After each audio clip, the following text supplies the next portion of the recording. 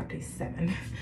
My surgery was on Tuesday of last week. It is Tuesday the week later, and my appointment went good. It went really, really good. What I'm gonna do is I'm gonna show you what things look like. I chose to do a my prophylactic mastectomy, and it is not nipple sparing. So when you do this journey, especially if you're doing it prophylactically, meaning prior to getting cancer or pre-cancer, then you have 2 options. You can do nipple sparing prophylactic mastectomy and reconstruction, which is what my sister is doing, which is why she had the breast lift first, and then she'll go on to have the surgeries that I'm having. But I chose not to do nipple sparing, 1, because I didn't want a 3rd surgery, and 2, because as I understand it, even if you do nipple sparing, your nipples will have absolutely no sensation because of the way that they do the mastectomy. The goal is to remove all of that breast tissue, including the nerves around the areola and the nipple. And so to me, if there was going to be really no sensation, I didn't see a point in having a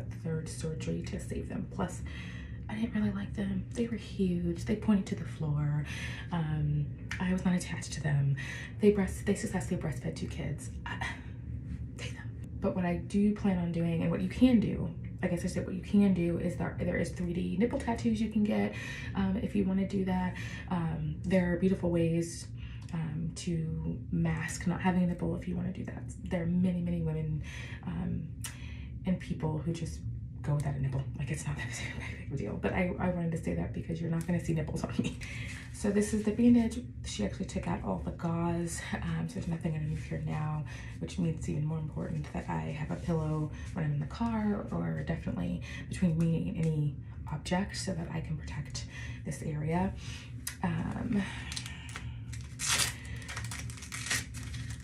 if you're, you know, if you don't like steri strips and sutures, I mean, you're not gonna see sutures, but if you don't like any of that stuff, so just fast forward.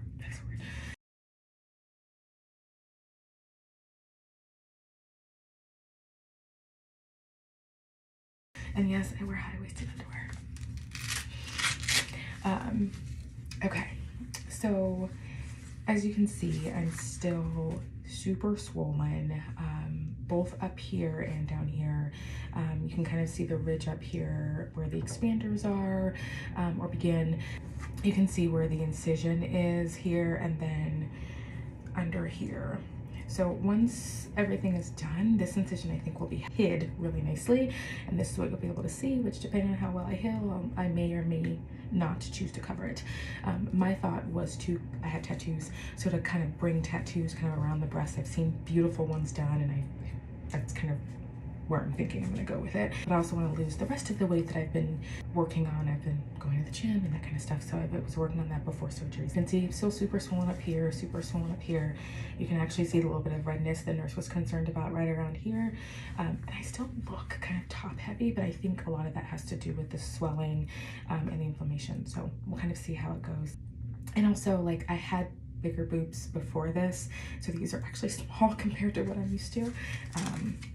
But yeah, and then during there, the hope is that will come out at the 2-week mark.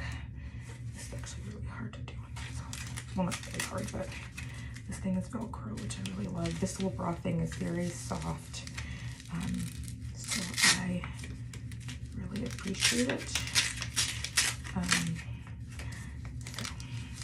She actually was very kind. She gave me a second one so that when I'm washing this one, I have a clean one. So, and I still actually have a lot of swelling and even a little bit of tenderness underneath here. In general, it went really well.